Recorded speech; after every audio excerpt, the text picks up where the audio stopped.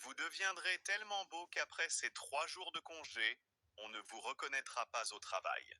Ils diront qu'une beauté est venue travailler avec nous. Qui est-ce? Une stagiaire après avoir fini l'université peut-être? Est-elle venue directement de l'école chez nous?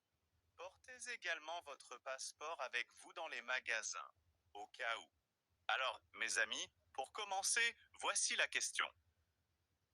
Nommez-moi le muscle le plus puissant de votre visage. Le muscle dont dépend l'état de tous les autres muscles. Voici un indice. Ce muscle travaille pour vous tout au long de la journée plus que tout, plus fort que tout. Il est probablement le plus développé, vous l'utilisez constamment, même si vous n'aimez pas particulièrement vous forcer.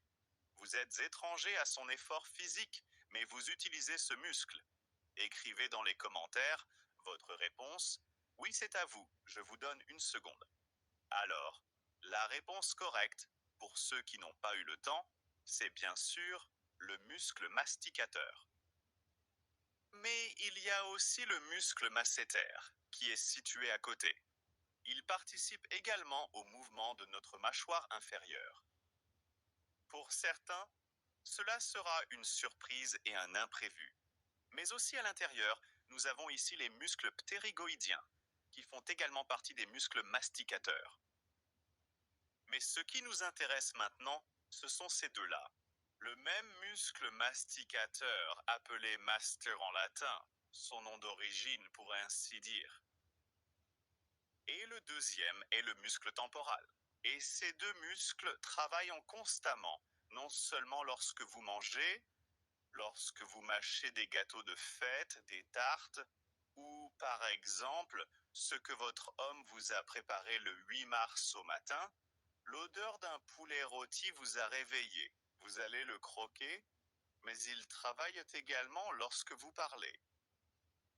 Par exemple, vous aimez parler et pendant ce temps, ce muscle travaille aussi. Aucun autre muscle n'est autant sollicité dans notre vie que ces deux-là. Et qu'est-ce qui se passe, mes amis? Dans ces muscles, des zones de tension se forment constamment. Ces zones provoquent une perturbation du flux veineux. La perturbation du flux veineux de notre tête entraîne une accumulation de liquide excédentaire. Où qu'il se trouve, quoi que vous pensiez ou que vous pensiez qu'il se trouve, c'est un mystère. Il s'accumule non seulement sur le visage. Nous luttons tous contre les poches sous les yeux, nous faisons quelque chose,